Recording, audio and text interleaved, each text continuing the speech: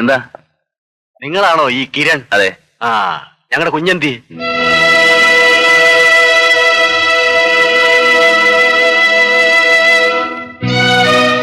ഞങ്ങളുടെ കുഞ്ഞെന്തിയെന്ന് മാത്യു. നിങ്ങളുടെ കുഞ്ഞോ? അതെ, ഞങ്ങൾ അറിഞ്ഞു കണ്ട റോഡിലും ബാറിലും ഒക്കെ കറങ്ങി നടക്കുന്നത്. അവൻ എവിടെയാണെന്ന് ചോദിച്ചത്. എങ്ങനെയാ? എവിടെ വെച്ചാ നിങ്ങൾക്ക് അവനെ കാണാതെ പോയത്? അതൊക്കെ ഞങ്ങൾ വേണേ പോലീസിൽ പറഞ്ഞോളാം. അവൻ എന്തിയെന്ന്. വരൂ.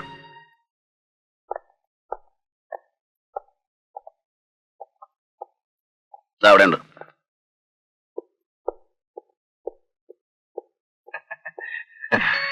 എടാ മാത്യു. മോനെ. എടാ മോനെ.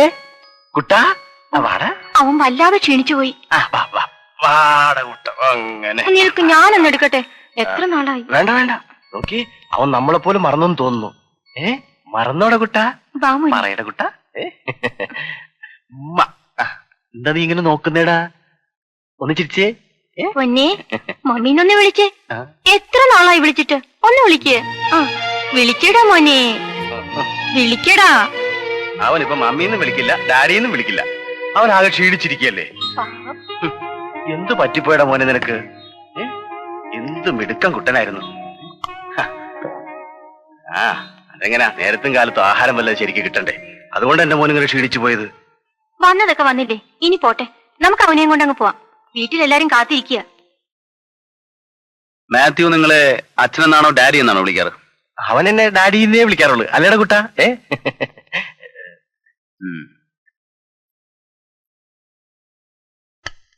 കുഞ്ഞിനെ താഴെ ഇറക്ക്. എന്തിനാ ഇറക്ക്?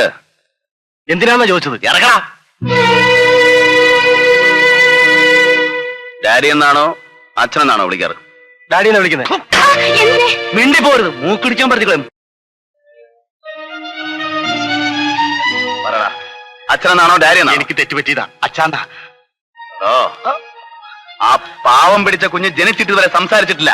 അതിന് ചെവിടും കേട്ടൂടാ. പൊട്ടനാ പൊട്ടൻ. എന്തിനാണ് ഇവിടെ വന്നത്? സത്യം പറ, എന്തുദ്ദേശിച്ചാണ് നീ ഇവിടെ വന്നത്? ഞാനെല്ലാം പറയാം സാറേ. സാറിന് വിട്, തല്ലരുത് സാറേ. ഞാൻ എല്ലാം പറയാം, സത്യം പറയാം. സത്യമായിട്ടും ഞങ്ങൾക്ക് 5-8 കൊല്ലമായിട്ട് കുഞ്ഞുങ്ങളൊന്നും ഇല്ലായിരുന്നപ്പോ സാറിന് നല്ലൊരു കുഞ്ഞിനെ കളഞ്ഞു കിട്ടിയെന്ന് ഞങ്ങൾ അറിഞ്ഞു. അതുകൊണ്ട് ഞങ്ങൾ വന്നാ സാറേ. ഞങ്ങൾ പോയിക്കോളാം. ഓടിക്കോടി, തിരിഞ്ഞു നോക്കണം. ഓടിക്കോളാൻ.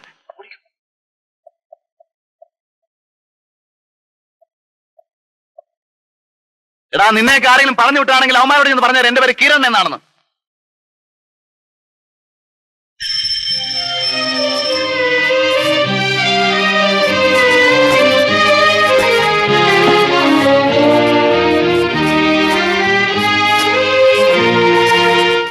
ആരൊക്കെയാണ് നിന്റെ പിന്നാലെ? ഒരിക്കൽ, ഒരു പ്രാവശ്യമെങ്കിലും ഒന്ന് പറയടാ, നീ ആരാ?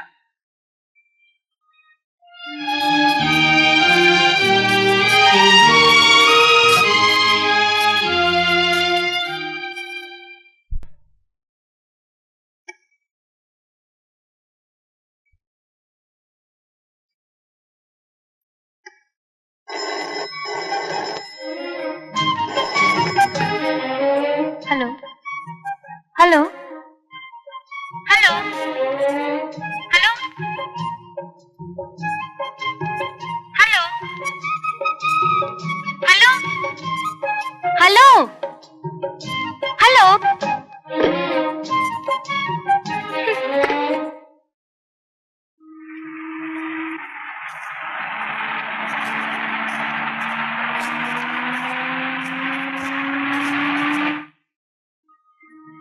എന്തായി? നല്ല പണിയാ സാറ് കാണിച്ചത്. എന്തു പറ്റി? ആ പയ്യനൊരു പൊട്ടനാണെന്നുള്ള കാര്യം നേരത്തെ പറയണ്ടേ സാറേ? ഞങ്ങളാകെ കുഴഞ്ഞു പോയില്ലേ? പൊട്ടനോ? അവൻ സംസാരിക്കുകയില്ല, അവന് ചെവി കേൾക്കില്ല. ഇതൊന്നും അറിയാതെ ഞങ്ങൾ അവനോട് സംസാരിച്ച് അയാൾക്ക് സംശയം തോന്നി. എന്നാ ഇടിയാ സാറേ അവൻ്റെത്. തീർച്ചയാണോ സംസാരിക്കില്ലായിരുന്നു? അതെ സാർ, അത് കണ്ടാലേ അറിയാം. ശരി.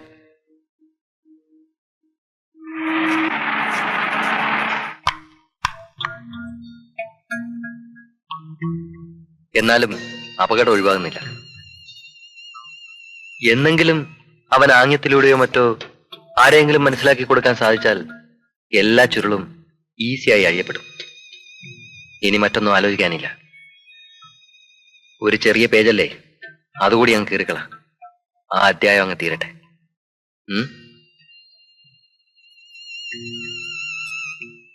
ഇപ്പോഴാകുമ്പോ വളരെ നിസ്സാരമാണ്. സമയം പോകുന്തോറും ആ അപകടം വളർന്നുകൊണ്ടിരിക്കും.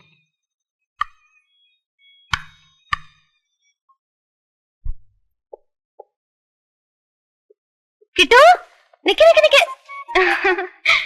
ഹായ് കിട്ടു. കിട്ടു, ഇന്നലെ സന്ധ്യക്ക് ഒരു 7 മണിക്ക് ഫോൺ വിളിച്ചില്ലേ?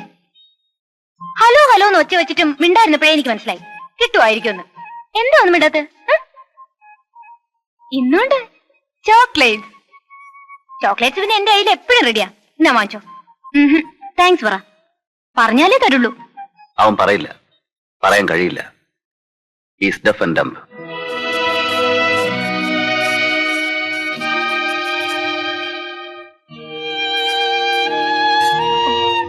I'm sorry. ഇന്ന് കിട്ടു വെച്ചു. ഒരിക്കൽ കിട്ടുവിനെയും കൊണ്ട് വീട്ടിൽ വരാന്ന് പറഞ്ഞിട്ട് വന്നില്ലല്ലോ. വരാലോ. എപ്പോ? എപ്പോ വേണേലും. ഇപ്പൊ വരാമോ? Oh yes. എന്താ ഒന്ന് വന്നേ? നടന്നു വന്നേക്കാം.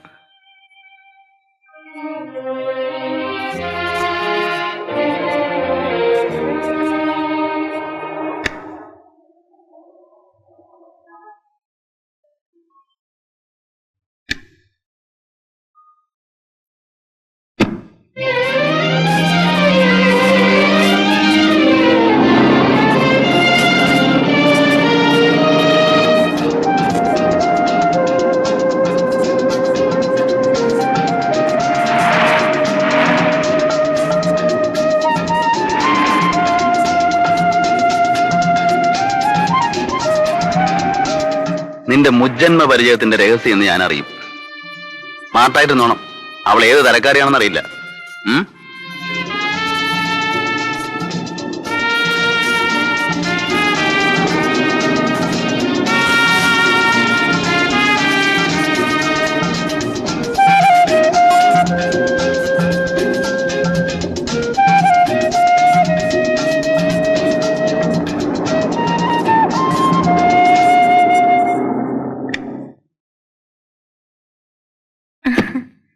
വരൂ വരൂ.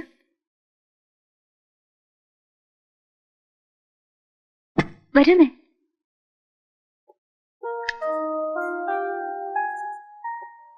Please come. ഇരിക്കൂ. ഇവിടെ ഞാനും വേലക്കാരിയുടെ മാത്രമേ ഉള്ളൂ. അച്ഛൻ ടൂറിലാ. ഒറ്റയ്ക്കിരിക്കുമ്പോ ഭയങ്കര ബോറാ. അതാ ഈ കൂടെ ഷോപ്പിംഗ്. എന്താ നിക്കുന്നേ? ഇരിക്കുന്നേ. ഞാനിവിടെ നിന്നോളാം. ആ, കുടിക്കാൻ എന്താ വേണ്ടേ? ചായ, കോഫി, കൂൾ ഡ്രിങ്ക്സ്? എനിക്കൊരു ഗ്ലാസ് പച്ചവെള്ളം മതി. കിട്ടുന്നെന്താ? പാലെടുക്കട്ടെ? കുടിക്കോ? കുടിക്കുമായിരിക്കും. ഓ, അതൊക്കെ അമ്മയുടെ ഡിപ്പാർട്ട്മെന്റ് ആയിരിക്കും അല്ലേ?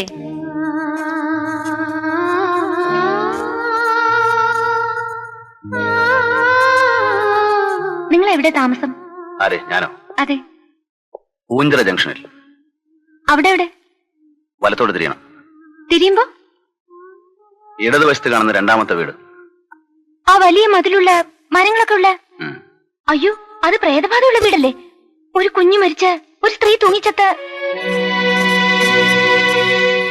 പ്രേതബാധയുണ്ടോന്നറിയില്ല, പക്ഷേ ആ കുഞ്ഞിനെ സ്ത്രീയെ അറിയാം. ആ കുഞ്ഞിന്റെ മോനും സ്ത്രീ അവന്റെ അമ്മയുമായിരുന്നു.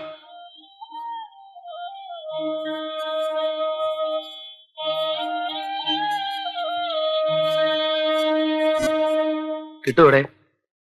അപ്പൊ കിട്ടുവരാ? കിട്ടു എന്റെ ആരുമല്ല. ഞങ്ങൾ തമ്മിൽ 8 ദിവസത്തെ പരിചയമുള്ളൂ. അവൻ ആരാണെന്നുള്ള അന്വേഷണത്തിലാണ് ഞാനിപ്പോ.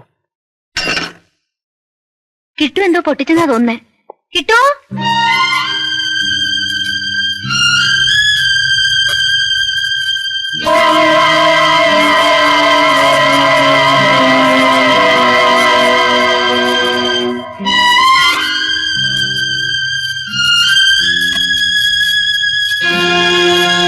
അയ്യോ കഷ്ടം, അവനത് പൊട്ടിച്ചു. എന്താ കിട്ടുന്നത്? ഓ സാരമില്ല. ആ, ഇതാണ് എന്റെ ഫാമിലി. ഇതെന്റെ അച്ഛൻ ചന്ദ്രശേഖര മേനോൻ, ഇതെന്റെ ചേച്ചി സതി, ഇത് ഞാൻ നീത്ത. 5 വർഷം മുമ്പ് ചേച്ചി ഞങ്ങളെ ഉപേക്ഷിച്ചു പോയതാ. മൈക്കിൾ എന്നൊരാളെ സ്നേഹിച്ച് ക്രിസ്ത്യാനിയായി. അതി പിന്നെ എവിടെയാണെന്ന് യാതൊരു വിവരവുമില്ല. അച്ഛൻ അന്വേഷിക്കാറുമില്ല. ഇറങ്ങണോ? നില്ല്. ഒരു നിമിഷേ. ഇത് കിട്ടുന്നൊരു പ്രസന്റാ. എപ്പോഴെങ്കിലും വരുമെന്ന് കരുതി വാങ്ങി വെച്ചതാ. ഒന്നുമില്ലെന്നേ, വെറുതെ ഒരു ഡ്രസ്സാ. മോൻ വെച്ചോ.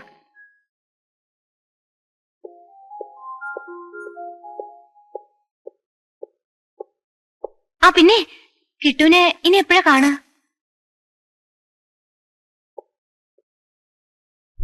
അതെ, എല്ലാ ഞായറാഴ്ചയും വൈകിട്ട് ഞാൻ പാർക്കിൽ പോവും. കിട്ടുവിനെ കൊണ്ടുവരാണെങ്കിൽ ആ വിവരം ഒന്ന് ഫോൺ ചെയ്ത് പറയണം. കുറച്ച് ചോക്ലേറ്റ്സ് കരുതി വെക്കാനാ. എത്രയാ അവിടുത്തെ ഫോൺ നമ്പർ? വീട്ടിലെയോ? അതെ. 5645. ആരുടെ പേരില്ല? എന്റെ പേരില്. എന്താ പേര്?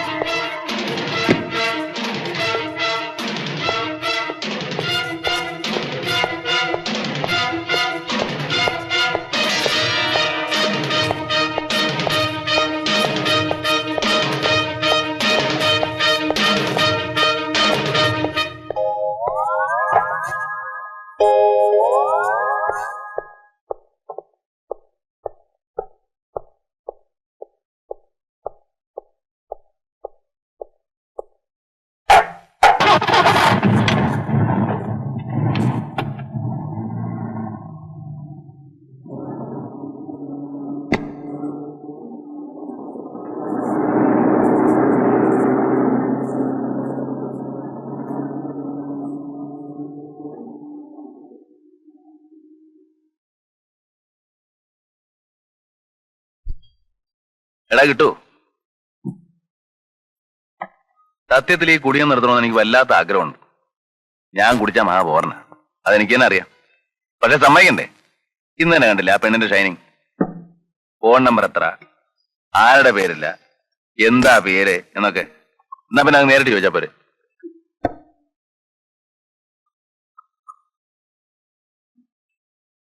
നീ കേട്ടില്ലേ, പ്രേതബാധയുള്ള വീടാണോ?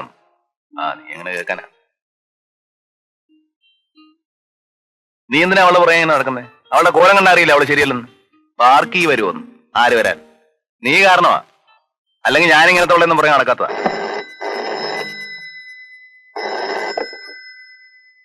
ഹലോ, ഞാനാ നീത്ത.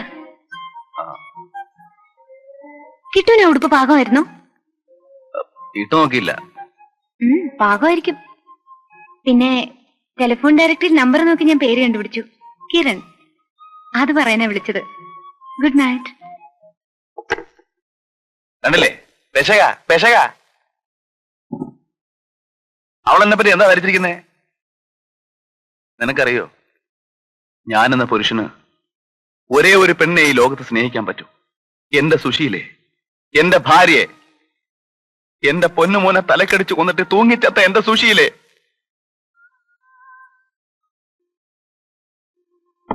എന്നാലും നിനക്കറിയോ, ഞാൻ അവളെ ഇന്നും സ്നേഹിക്കുന്നു.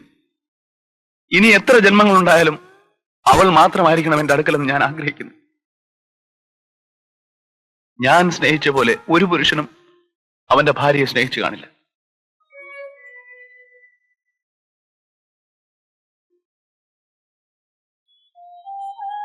കുട്ടിക്കാലം മുതലേ കണ്ടു തുടങ്ങിയതാണ് അവളെ.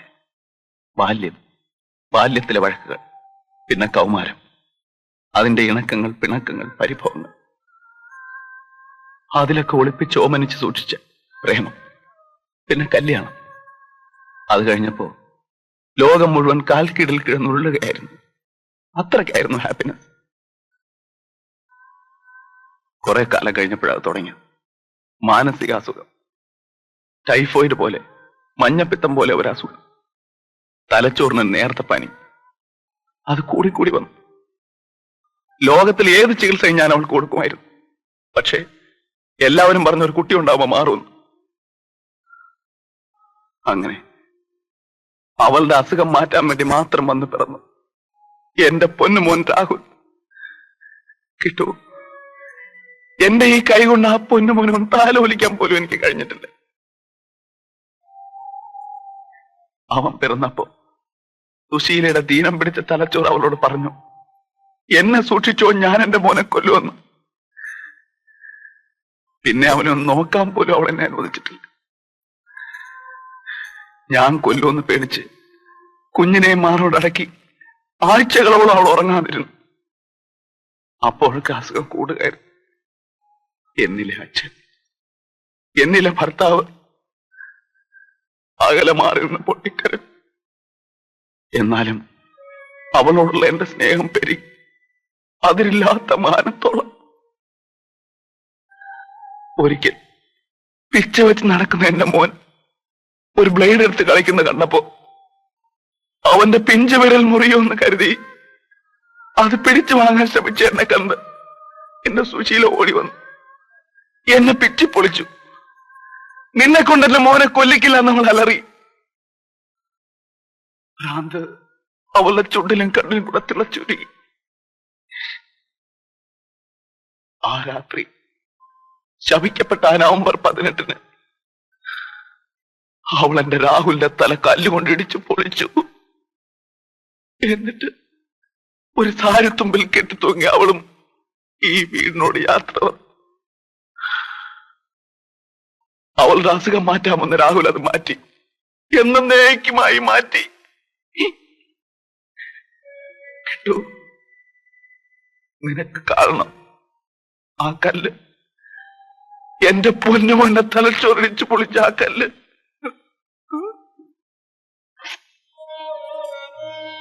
ഇതാണ്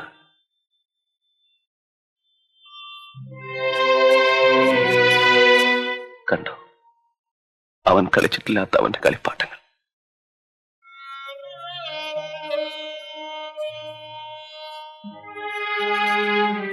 പോലീസുകാർ മുറിച്ചെടുത്തതിന്റെ ബാക്കി അവളുടെ മന്ത്രകോടി.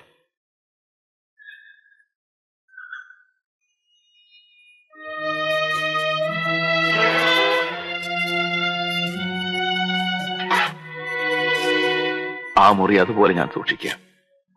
കിട്ടു, അത് മുറിയല്ല, ഒരു കൂടാണ്. എന്റെ ഓമനകൾ പറന്നു പറന്നു പോയ കൂട്.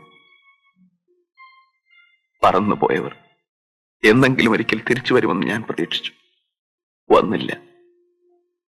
പകരം വന്നത് നീയാണ്. അതേ ഒരു നവംബർ 18.